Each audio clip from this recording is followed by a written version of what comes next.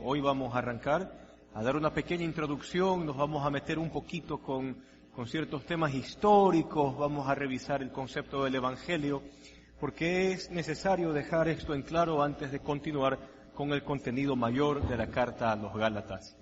Así que abra sus Biblias, Gálatas en el capítulo 1, y comencemos por el título mismo. Esta carta se escribe a los Gálatas, se entiende que son los habitantes de la provincia de Galacia y lo que actualmente sería el territorio francés. Es decir, Pablo llega allá.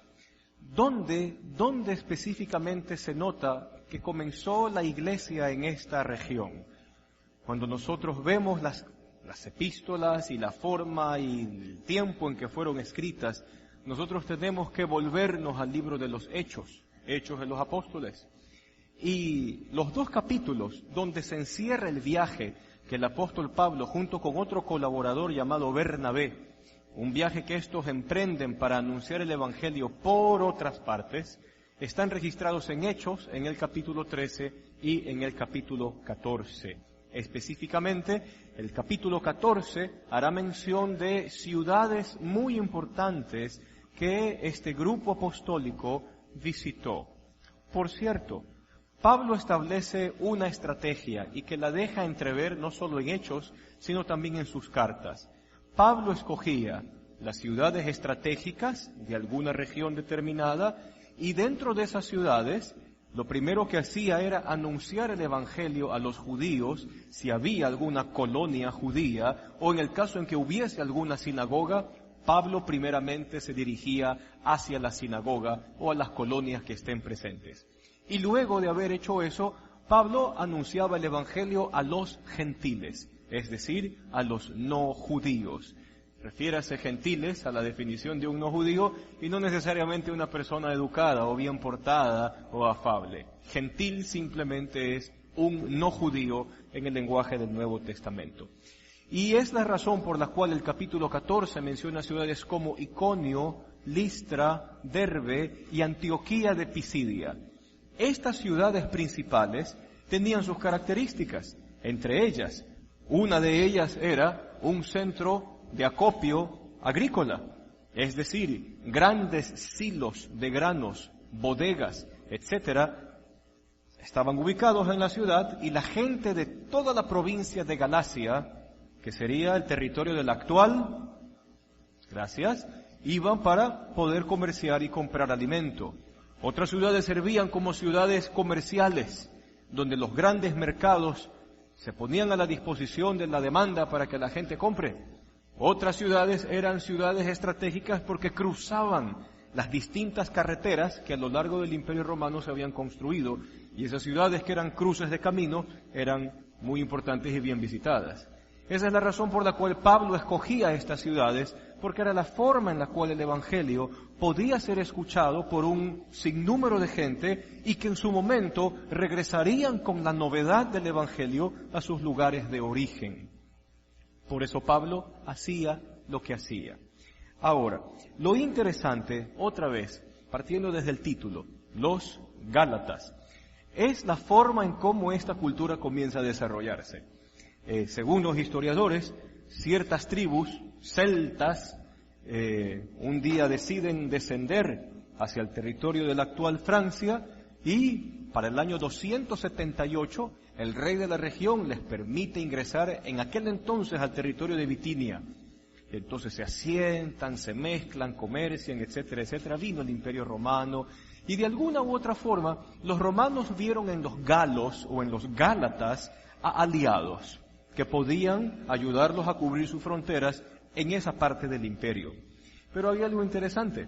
Muchos historiadores, al acercarse al carácter de estas tribus celtas, ¿no? Usted ha visto quizás Corazón Valiente y todas esas cosas, usted se dará cuenta de que la raíz cultural de toditas estas naciones es de gente toda media loca, inconstante, voluble, intempestiva. Los gálatas eran así. Tanto así de que el libro de Hechos deja entrever de que un día Pablo anuncia el Evangelio y los Gálatas dicen, ¡oh, Dios es entre nosotros! ¡Qué bestia estos Pablo y Bernabé! ¡Lo máximo! ¡Son hijos de los dioses! Y al siguiente día, la misma gente dice, vamos apedreándolos por la cantidad de cosas que nos están diciendo. Entonces era gente un poquito interesante. Pero volviendo al tema, Pablo ingresa a la región y predica el Evangelio. Y es lo que Hechos 14 nos dejaba ver, comenzando primero por los judíos y luego por los gentiles. Y esto era todo un rompimiento de paradigma. ¿Por qué? Porque desgraciadamente el pueblo racial, el pueblo judío pensó que la salvación era solo para ellos y que el Mesías era solo para ellos. Dios tuvo que romper ese paradigma. A veces nosotros también creemos que Dios es solo para nosotros y no para los otros. Pero en todo caso, Dios tuvo que tratar con un hombre clave que fue Pedro. Le hace tener una visión muy interesante que está registrada en Hechos capítulo 10, donde Pedro ve de que una gran sábana con un sinnúmero de animales inmundos, según las leyes de los judíos, descendía y una voz le decía, Pedro, mata y come. Esa visión se repite 3 veces y era la forma en que Dios usó para decirle a Pedro que el mensaje de salvación también era para los gentiles, que eran personas a quienes los judíos consideraban paganas o inmundas. Producto de ese encontrón, el primer gentil, el primer no judío, el primer romano en aceptar al Señor fue el centurión Cornelio, con todos los de su casa y también los amigos que había invitado a que estén con él. Creyeron en el Evangelio y fueron bautizados. Entonces se entendió desde allí de que la gracia de Dios no solamente era para los israelitas de raza o los judíos de raza, sino que era también para absolutamente todo el mundo. Y el mensaje del Evangelio comienza a atesorarse. Y esto es lo interesante de la carta a los Gálatas, porque la carta a los Gálatas presenta una defensa a favor del Evangelio tal como fue presentado y tal como fue enseñado por los apóstoles en la primera generación de cristianos. Ahora usted me puede preguntar, y podríamos también abrir el diálogo y decir, bueno, ¿y nosotros cómo conocemos ese mensaje puro del Evangelio? Y entonces tendremos otra vez que remontarnos a la historia de la iglesia naciente. Cristo muere, resucita y asciende a los cielos allá por el año 33. 30, póngale para hacerlo cerrado. 30. Acontece todo este combo de salvación. Y lo interesante es que los primeros documentos en ser escritos para enseñar la palabra de Dios a los gentiles no fueron los evangelios, sino que fueron las cartas de Pablo. Primera y segunda Tesalonicenses y Gálatas pertenecen a las cartas tempranas o las primeras cartas que escribe el apóstol Pablo. Fechas para estas 3 cartas, allá por el año 46 al 50 después de Cristo. Entonces alguien podría también preguntar, un momentito, entonces ¿qué pasa desde el año 30 hasta el año 46 o el año 50? Bueno, la iglesia en buena instancia y en buen tiempo fue educada por medio de los dichos de los apóstoles, porque los apóstoles tuvieron el sumo cuidado de recordar los hechos y las palabras de Jesús de Nazaret en el tiempo en que estuvo con ellos. Luego de este tiempo en donde la oralidad fue lo que marcó la educación, entonces Pablo comienza a escribir sus cartas para afirmar a la iglesia. No sería tonto pensar de que los Gálatas reciben esta carta por peligros que había acontecido desde el mismo momento en que las iglesias fueron fundadas en esa región de Galia, específicamente en estas ciudades, Iconio, Listra, Derbe y Antioquía de Pisidia, las ciudades principales que habíamos mencionado. ¿Por qué? Porque fue lo interesante. Pablo presentaba el Evangelio a los judíos. Lo interesante de Pablo es que para presentar el Evangelio, Pablo hacía un recuento de toda la historia de la nación y que de alguna manera se relaciona también con la historia de nuestras civilizaciones o con la historia de nuestras propias vidas. Entonces Pablo comenzaba su discurso diciendo, Dios estableció una promesa en Génesis. Hasta allá. Sí, de que habría una simiente descendiente de una mujer y que destruiría la cabeza de la serpiente o destruiría el consejo del maligno, aun cuando el maligno le quisiera morder en el calcañar.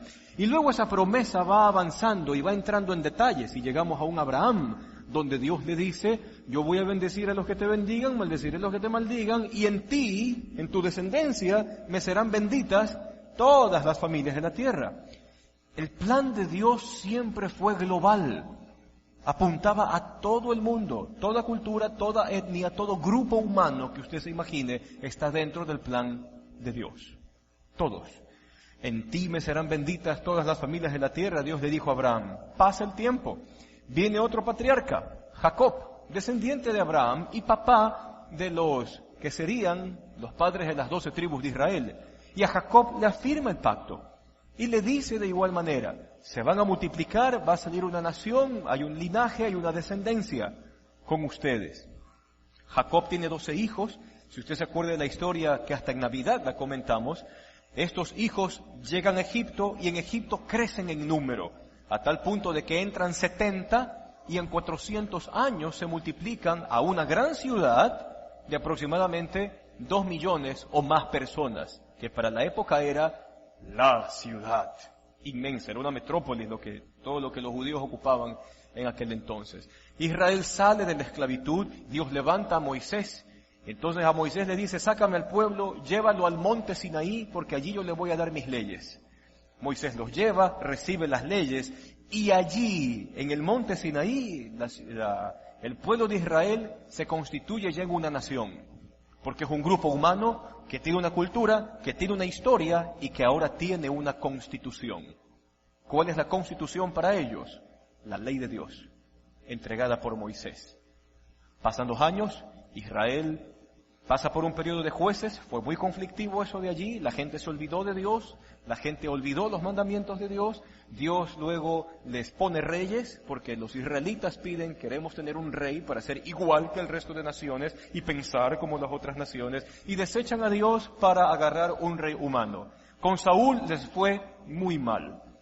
Dios entonces permite que el siguiente rey, como dice el texto del Antiguo Testamento, sea un rey conforme al corazón de Dios, y Dios levanta a David como rey de Israel.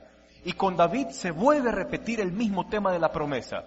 La promesa de Génesis, la promesa de Abraham, la promesa de Jacob, la promesa a David. Y a David le dice, mira David, de tu descendencia va a salir un rey que va a reinar para siempre. Y David se queda asombrado, porque eso apuntaba hacia un Mesías, hacia el futuro. Los profetas, desde las épocas de los reyes en adelante, anunciaban la venida de este Salvador. Y entonces, con la vida y la obra de Jesús de Nazaret, toda esta historia llena de promesas y llena de compromisos se cumplen cuando Jesús dice, este es el nuevo pacto en mi sangre. Toda la historia haya sentido, todas las promesas hayan cumplimiento, todas las expectativas del pueblo se cumplen en Jesús de Nazaret. Por eso los judíos escuchaban a Pablo con mucha atención.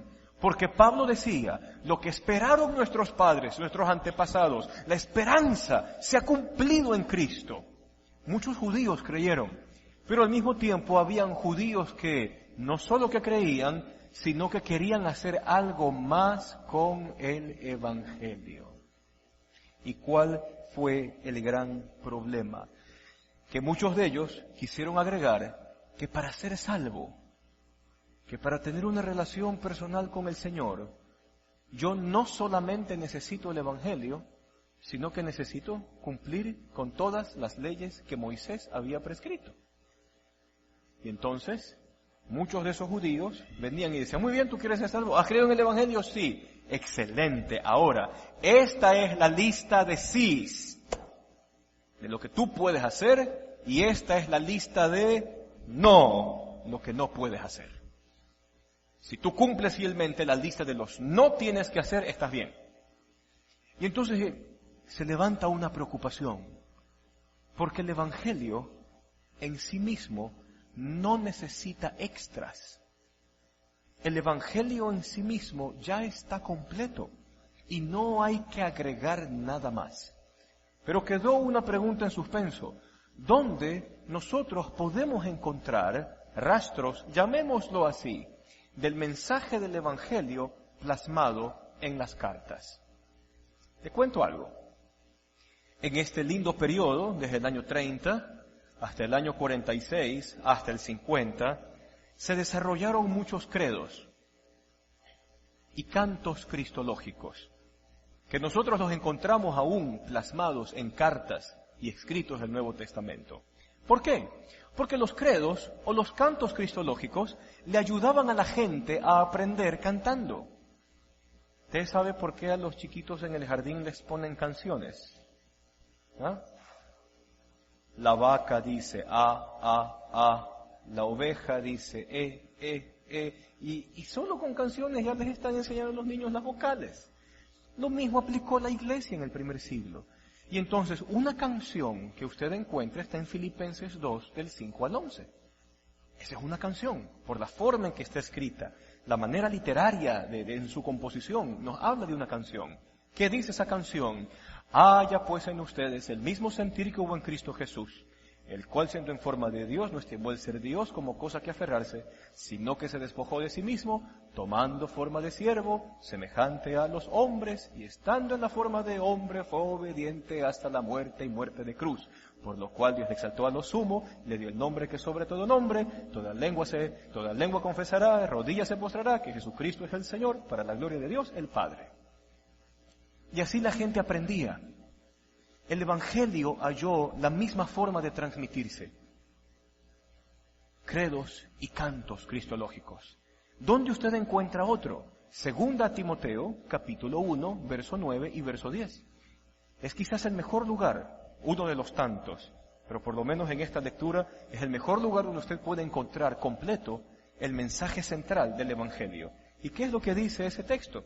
Si usted por ahí tiene una Biblia, en 2 Timoteo, en el capítulo 1, desde el verso 9 y verso 10, dice así: Dios nos salvó y nos llamó a una vida santa, no por nuestras propias obras, sino por su propia determinación y gracia.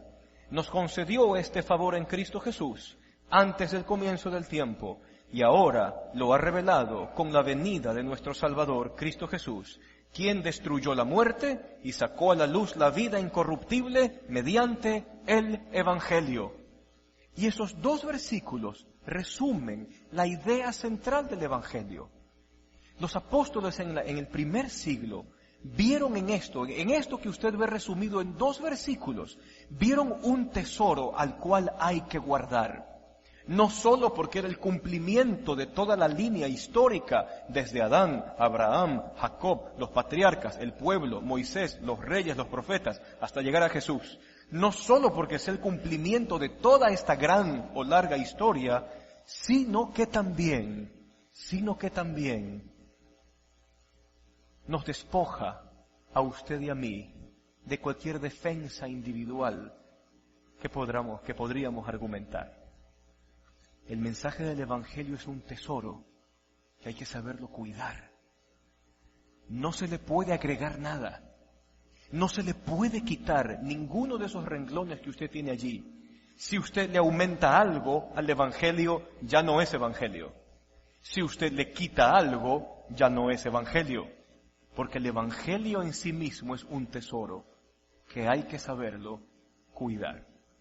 Y esto se lo pongo en virtud porque el siglo XXI está haciendo lo mismo que acontecía en el siglo I. Así como en el siglo I, muchos de estos judíos que en primera instancia habían creído, entre comillas, estaban sumando cosas al Evangelio.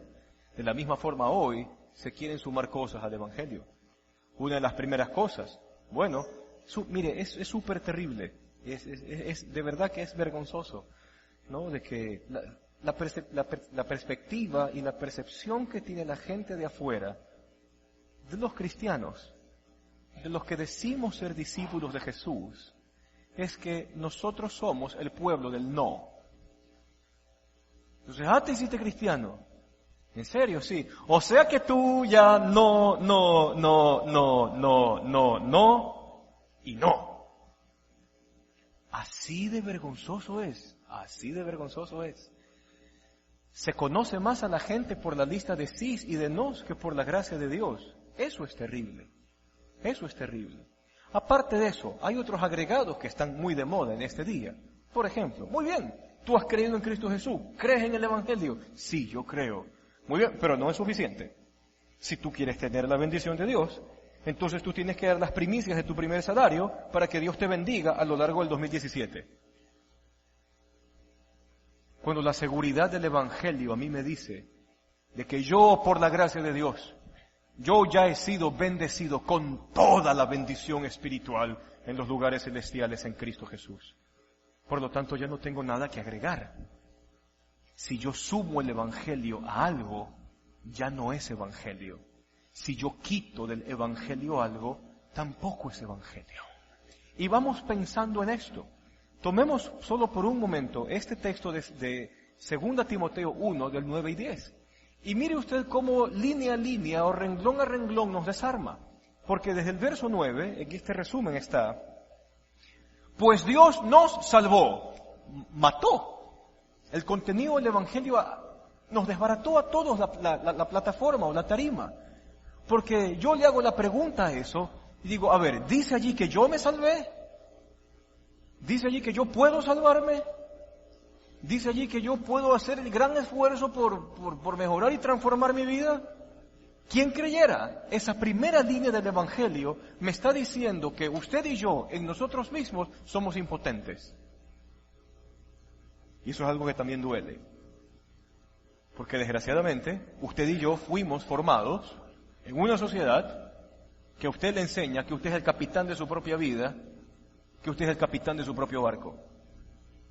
Desgraciadamente usted y yo crecemos en una sociedad donde nos enseña, desde chiquitos, que por medio de la competitividad usted puede lograr ser alguien en esta vida, siempre y cuando compita y sea mejor que el otro, y hasta tenga que hacer polvo del otro para que usted continúe hacia adelante.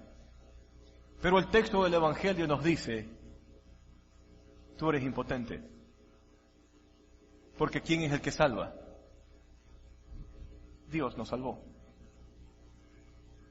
No yo, no otra persona. Dios me salvó. La siguiente línea es interesante porque dice, ¿Dios nos salvó a qué? O nos llevó hacia una dirección, un destino. ¿Y cuál es este? A una vida santa. Y pensamos entonces en conceptos de santidad. Y aquí viene algo interesante. En el Evangelio es un punto crucial ese nombre que está en la penúltima línea. Cristo Jesús. Cuando usted va a Gálatas, no vaya ahorita, pero cuando usted va a Gálatas y usted lee el versículo desde el 2 al 4, usted se dará cuenta de que Pablo comienza con hacerles acuerdo de que Cristo murió. Y entonces aquí viene un punto interesante. En el Evangelio, la vida de santidad, la vida diferente, la vida de Dios en nosotros, no se genera por una lista de sís y de nos. Se genera por tener presente un sacrificio. Y vamos a hacer un ejercicio con usted, que creo que ha sido parte de su vivencia, de alguna u otra forma, junto con la mía, ¿ya? Pero probablemente usted en algún momento de su juventud, usted estuvo a punto de tomar una decisión terrible, nefasta, la peor de su vida, ¿ya? E inmediatamente a su cabeza llegó un pensamiento interesante. Mi papá ha hecho tanto por mí. Se ha rajado trabajando. Se ha rajado tratando de darnos una vida digna, diferente. Si yo hago esto, yo estaría echando por tierra el sacrificio de mi papá. O quizás no hubo papá. Y usted puede recordar a su mamá. Mi mamá se esforzó. Mi mamá se negó a muchas cosas.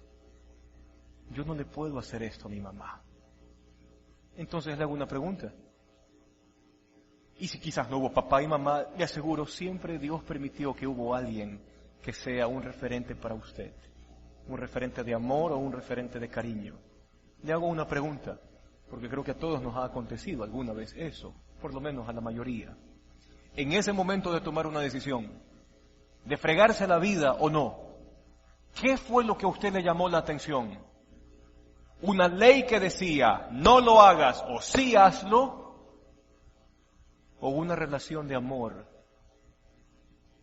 por la gente que se sacrificó por usted? Y entonces ahora usted dígame qué es lo que pesa más. ¿Una lista o recordar una relación de amor que nos hace pensar 2 veces en lo que vamos a hacer? ¿Qué es más valioso? ¿Lo primero o lo segundo? Lo segundo. Entonces, en el contenido del Evangelio está pensar en que Cristo murió por nosotros. Como diría otro extracto del mismo querigma, del mismo mensaje, Cristo murió por nosotros conforme a las Escrituras y resucitó al 3er día conforme a las Escrituras. ¿En qué nos hace pensar el Evangelio? En que ya no solamente es alguien que se esforzó, o alguien que se negó, o alguien que hizo todo lo posible para que yo esté bien, sino que me hace pensar en que hubo uno que murió para que yo viva. Y entonces cuando yo contemplo la gracia, sucede que la gracia es santificadora. Y la gracia de Dios funciona mejor que cualquier listas de permitido o prohibido. Porque la gracia no me hace pensar en un reglamento, la gracia me hace pensar en la relación con Cristo. ¿Cómo puedo hacer esto contra aquel que me dio la vida? ¿Cómo puedo fregarme la existencia si hubo uno que murió por amor a mí? ¿Cómo se me ocurre pensar tal cosa siquiera? Si hubo uno que lo dio todo hasta quedarse sin nada por amor de mí. Entonces comienzan a cambiar ciertas cosas en el chip. ¿Sabe por qué? Porque en ocasiones cuando se piensa de la gracia de Dios, uno cree que la gracia de Dios no incluye la verdad de Dios. Antes bien, la gracia de Dios me transforma, me cambia, me santifica y le da a mi corazón verdadera libertad para escoger lo que a Dios le agrada, lo que a mí me hace bien, lo que a mi contexto le hace bien. Porque se enfoca en una relación, no en una lista. Entonces sería bueno preguntarnos en esta mañana si nosotros hemos vivido la gracia o hemos vivido una lista. Pero la luz del concepto mismo del Evangelio no es una lista. Entonces, volviendo al texto que estábamos revisando en Timoteo, desde el verso 9 y el verso 10, Dios nos salvó y Dios nos llamó a una vida santa. ¿Y esta vida santa cómo se logra? Por su propia gracia. No por algo que usted pueda hacer o yo pueda hacer, sino por su propia determinación y nuestra palabra maravilla y central.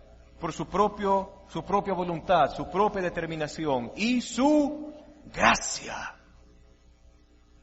Nos concedió este favor en Cristo Jesús antes del comienzo del tiempo. Y el siguiente verso continúa, y ahora lo ha revelado con la venida de nuestro Salvador Cristo Jesús. Ahí habla de la encarnación propiamente. ¿Quién destruyó la muerte y sacó a la luz la vida incorruptible mediante el Evangelio? Encarnación, muerte y resurrección. Ese es el combo que necesito. No es tanto, ya, ¿has creído en el Evangelio? Sí, ahora necesitamos liberarte de tus maldiciones generacionales. No hay cómo agregar al Evangelio. No puedo agregar al Evangelio, porque el Evangelio en sí mismo ya está completo. Si yo quiero sumarle algo al Evangelio, ya no es Evangelio.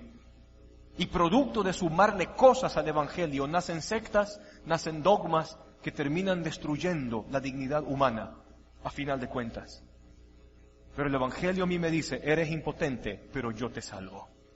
El Evangelio me dice, no es por obras, pero mi gracia te transforma para una persona santa y diferente. No hay nada que tú puedas hacer, porque ya Cristo lo hizo todo. Y Él te ha levantado una nueva vida en el presente y a una eternidad diferente en el futuro. No hay nada más que agregar. No hay nada más que agregar. Entonces, Pablo está muy preocupado porque este mensaje del Evangelio no está siendo entendido por los Gálatas. Y es la razón por la cual él escribe esta dichosa carta. Muchos judíos que los escucharon allí, esto se lo resumo, muchos judíos que estuvieron allí en Galacia, la actual Francia, Deciden viajar a Jerusalén e irle a hacer problemas a Pedro, a Santiago, a Juan, que estaban allí. Cuando Pablo y Bernabé, que están en una ciudad más al norte, Antioquía de Siria, se escuchan que hay alboroto en Jerusalén, deciden bajar a Jerusalén y arreglar el problema. ¿Por qué? Porque los judíos estaban diciendo de que Pablo estaba enseñando incongruencias y tonterías y desacreditaban el mensaje del Evangelio del apóstol Pablo. Entonces, cuando vamos a Gálatas al primer capítulo, nosotros ya podríamos entender ciertas cosas. Por ejemplo, dice el verso 1, Pablo, apóstol, no por investidura ni mediación humana, sino por Jesucristo y Dios y Padre. Y Pablo comienza con una defensa, porque muchos judíos habían desacreditado el mensaje de él. Entonces Pablo tiene que decir, momentito, yo no me quise meter a ser apóstol, hubo uno que me llamó. Y este versículo hace eco, de alguna u otra forma, de la experiencia que este mismo hombre tuvo en el camino a Damasco. Acuérdese usted, está yendo Saulo a perseguir a la iglesia y de repente una manifestación de Dios increíble, el hombre se cae del caballo, de donde sea que haya estado, y desde el piso una voz le habla, él escucha y la voz le dice, Saulo, Saulo, ¿por qué me persigues? La respuesta de Saulo, ¿cuál es? ¿Quién eres, Señor? Y la respuesta lo mató. Yo soy Jesús, a quien tú persigues. Dura cosa es darte de golpes contra las paredes. Y Pablo entendió allí de que Cristo Jesús era el Mesías que habían esperado la civilización de sus antepasados. Entonces Pablo bien dice, yo no quise ser. Había uno que me llamó a esto de aquí. ¿Y fue llamado por quién? Por Jesucristo y por Dios y Padre, quien lo levantó de entre los muertos y todos los hermanos que están conmigo. Y mire, el verso 2 termina con esto. A las iglesias de... Muy bien, o sea que Gálatas es una carta circular. Esta misma carta se leyó en Iconio, en Listra, en Derbe y en Antioquía de Pisidia. La misma carta, probablemente hicieron una copia para que cada copia llegue a cada iglesia y cada iglesia la pueda leer en el día de su reunión. Que Dios nuestro Padre y el Señor Jesucristo les concedan gracia y paz. Jesucristo dio su vida por nuestros pecados para rescatarnos de este mundo malvado, según la voluntad de nuestro Dios y Padre, a quien sea la gloria por los siglos de los siglos. Amén. Y entonces, tal como habíamos dicho, desde el verso 4 en adelante, Pablo comienza a hacer una recordación del Evangelio. ¿Y desde dónde arranca Pablo? Aquí en el verso 4. Cristo murió. Entonces, ¿y por qué tenemos esta esperanza? Porque Cristo murió. ¿Y por qué creemos que puedo tener una vida diferente? Cristo murió por mí. Y eso ya lo cambia todo. Y entonces, ¿y por qué ustedes creen que tienen la vida eterna? Porque Cristo murió y resucitó. El único que ha hecho eso hasta ahora. Y el verso 6 es propio del asombro. Dice, si me asombra que tan pronto estén dejando a ustedes a quien los llamó por la gracia de Cristo para pasarse a otro evangelio. Y Pablo escribe estas líneas porque si tuviésemos más tiempo como para leer Hechos 13 y Hechos 14, usted se dará cuenta que la iglesia que sí queda fundada en esa región recibió bien el mensaje del evangelio, especialmente los gentiles. ¿Sabe por qué? ¿Se recuerda el problema? Muchos de los judíos de ese entonces pensaban que Dios era solamente Dios para ¿quiénes? Para ellos. Y que la salvación era solamente para ellos, ¿verdad? Y si venía un Mesías, el Mesías era solamente para ellos y nadie más. A veces nosotros nos portamos así, todos medio fariseos, medio chiflados, pero no importa. En todo caso, para un gentil, acercarse a Dios era algo casi que imposible, porque no lo dejaban. Con tanto obstáculo, tanto problema, tanta burocracia religiosa, no lo dejaban acercarse a Dios.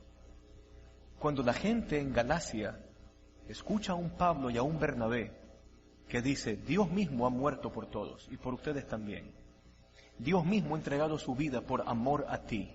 Dios mismo ha decidido perdonarte de tus pecados y de tus faltas. Y Dios mismo quiere concederte una vida llena de gracia, en santidad y en amor. No basada en un reglamento, basada en una relación.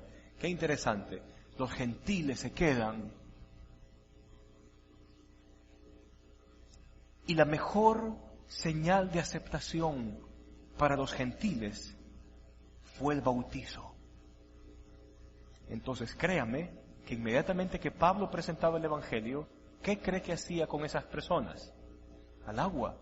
Y los gentiles eran bautizados contentos, porque para ellos era una señal de que Dios y la iglesia y el pueblo de Dios los estaba recibiendo como suyos, como parte de su familia.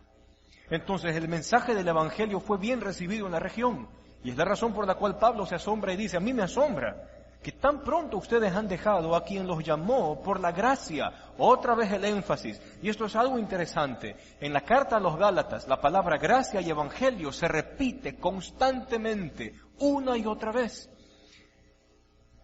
para pasarse a otro evangelio. Verso 7, y es como que Pablo se corrige y dice, a ver, no es que haya otro evangelio, como habíamos dicho aquí, si usted suma el evangelio más algo, ya no es evangelio. O si usted toma el evangelio y le quita algo, tampoco es evangelio. Entonces, ¿qué dice allí? No es que haya otro evangelio, sino que ciertos individuos están sembrando confusión entre ustedes y quieren tergiversar el evangelio de Cristo. Uy. Entonces pongámonos a pensar en esos ejemplos tontos que dijimos aquí. Muy bien. O sea que, si yo creo en el Evangelio, y si yo quiero ser bendecido en el 2017, yo tengo que dar plata al inicio del año. No haga caso de eso, por favor, de verdad. Y supuestamente tengo que dar plata al inicio del año para que Dios me bendiga a lo largo de todo el año. Eso es superstición.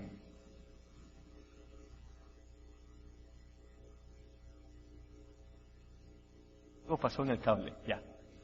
Eso es tan igual a comerse las 12 uvas para Año Nuevo. Porque quizás usted se las comió porque le gusta, ya, pero asumo que no porque usted quiere tener, ya. Eso es tan igual a recorrerse la manzana con las maletas. Eso es tan igual a quererse poner la ropa interior de distintos colores según lo que usted quiera recibir en este año. Es superstición. Pensemos en lo otro.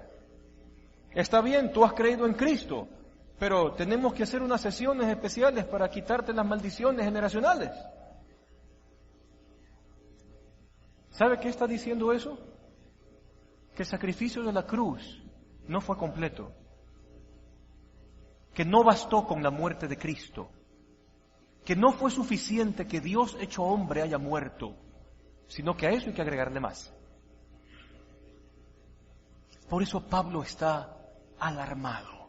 Y Gálatas es una carta de reacción, de alarma, me asombra que hayan hecho esto. Y ahora fíjese lo que dice Pablo. Pablo es fenomenal. Dice el verso 8, pero si alguno de nosotros, o sea, si Pablo o Bernabé, se le antojase volver a, ¿se acuerdan de ciudades? Listra, Derbe, Iconio, Antioquía de Pisidia, que estaban ¿en qué provincia? Galacia. Ok, muy bien. Volvían a esas ciudades y decían, ¿saben qué? Lo que les dijimos la otra vez no es, sino que esto nuevo que les traemos, esto es. Pablo dice, e inclusive si alguno de nosotros volviera a ustedes y les predica un evangelio distinto al que ya les fue anunciado, Pablo se pone drástico. Es anatema. Reina Valera lo traduce así, es una palabra fuerte que implica consagrado para la destrucción. NBI lo traduce de una forma un poco más entendible porque dice que caiga bajo maldición. Y eso es interesante. ¿Sabe por qué? Volvamos a nuestro ejemplo tonto. Tú quieres ser bendecido todo el 2017, da plata. Ya dijimos que el concepto detrás de eso es la superstición, tan vacía como otras supersticiones que no tienen ningún efecto en la vida de nadie. ¿Sabe qué puede pasar con eso? Que si la gente lo cree, yo puedo manipular y generar una esclavitud de usted hacia mí. Porque si algo que no es el Evangelio se interioriza, usted se convierte en esclavo de eso. Yo me puedo aprovechar de usted y hacerle creer cualquier cosa. Por eso el mensaje del Evangelio se guarda, se lo cuida, no se lo puede dejar mezclar con ninguna cosa. Ahora, usted se dio cuenta, y esto fue adrede y a propósito, que me comí la parte que decía, aun si alguno de nosotros, o si un ángel del cielo les anunciara un evangelio diferente al que les fue compartido, que les fue enseñado a ustedes, pase lo mismo, sea anatema. ¿Y sabe por qué? Porque tanto en el siglo I como en el siglo XXI, hoy existe gente que se considera portadora de la última revelación de la verdad de Dios. Y entonces usted escuchará gente que va a decir, no, es que yo estaba en mi cuarto y yo vi una visión que las piedras preciosas y meteoritos de oro caían en la habitación. Y el significado de eso, de que Dios tiene riquezas inimaginables para ti. ¡Wow! ¿Qué dice Pablo? Aun si viniese un ángel del cielo y presenta otro evangelio, otra cosa, otra filosofía, otra manera de ver la vida, que caiga bajo maldición. Pablo está enojado. Créame, cuando está escribiendo las primeras líneas de esta carta, se siente en el griego que usa Pablo que él está molesto al momento de escribirlas. Porque no existe máxima revelación que el Mesías crucificado y después resucitado. No hay cosa que supere eso. Por eso Pablo se pone así de determinante. Y verso 9, como ya lo hemos dicho, ahora lo repito, si alguien les anda predicando un evangelio distinto del que recibieron, que caiga bajo maldición, o que sea anatema, como otras versiones traducen. Entonces, esta es la razón por la cual esta introducción tiene por nombre luchando o peleando por el evangelio, porque es un tesoro que hay que cuidar. Si yo le agrego algo, puedo deshumanizar y crear esclavitudes en otras personas. Si yo le quito algo al evangelio, puedo estar mostrando un Dios que no es real. ¿Qué sé yo? Si yo quito del evangelio el concepto de que hay un día final donde el Señor va a juzgar todo, entonces, si yo elimino esa línea del evangelio, ya ni siquiera tengo motivos para vivir una vida correcta el día de hoy. Es así de sencillo. Y para aterrizar, no hay nada más delicioso que la gracia de Dios. Porque la gracia me dice de una forma linda, tú no puedes, no hay cosa que puedas hacer, pero hay cosa que solo Dios puede hacer. Salvarte, transformarte, cambiarte, para que vivas una vida santa, una vida diferente, que es la que Él también tiene preparada para nosotros. No te lo puedes ganar, jamás te lo vas a merecer, pero Dios de su propio afecto y de su propia voluntad te lo quiso dar gratis, sin precio, sin plata que tú tengas que pagar, para obtener la gracia de Dios. La gracia me centra en una relación saludable con el Señor. La gracia está por encima de cualquier lista de sís o de nos. La gracia está por encima de cualquier lista de permitido o prohibido, porque la gracia me hace pensar en el esfuerzo, en el sacrificio, no de mi papá, no de mi mamá, no de mis abuelos, aunque son lindos y lindos ejemplos para mí, de mi propio linaje, de mi propia gente, pero la gracia me hace pensar en el sacrificio. Hubo uno que murió. Y cada vez que voy a hacer algo, la gracia me va a recordar, si es que eso que yo voy a hacer, que puede ser catastrófico o no, honra el valor del sacrificio hecho por amor a mí y por amor a usted.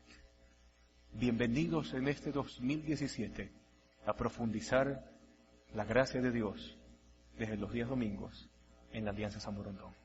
Vamos a orar. Te damos gracias, Señor. Gracias porque no podemos aumentar y no podemos quitar de tu evangelio nada. Gracias, Señor, porque nos haces poner nuestra esperanza, no en hombre alguno, no en persona alguna, ya sean hombres o personas que tengan poder de algún tipo, no importa. Tu evangelio nos recuerda, fue Dios quien nos salvó, por su propia voluntad, por su gracia, por el sacrificio de Él mismo en Cristo, en la cruz. Y te queremos pedir, Señor, que si hay cosas que cambiar en nuestra forma de pensar, en nuestra forma de actuar, que sea porque recordamos que hubo uno que entregó su vida por nosotros y que hay una linda relación contigo que no hay cómo reducirla a listas o cosas así. Antes bien, que valoremos tu sacrificio, que amemos tu redención, que amemos todo lo que hiciste por nosotros y que en ese amor compartido por ti nuestras vidas hallen transformación. No solo al presente, Señor, oramos que tu gracia siga operando, porque así será, hasta el último aliento de nuestras vidas o hasta el día en que tú vengas por nosotros. Tu gracia pedagógica seguirá formándonos y educándonos hasta el final. Te damos gracias, Señor, por todo. Llévanos con bendición a casa, en el nombre de Jesús. Amén. Amén. Que el Señor te bendiga. Nos vemos la próxima semana.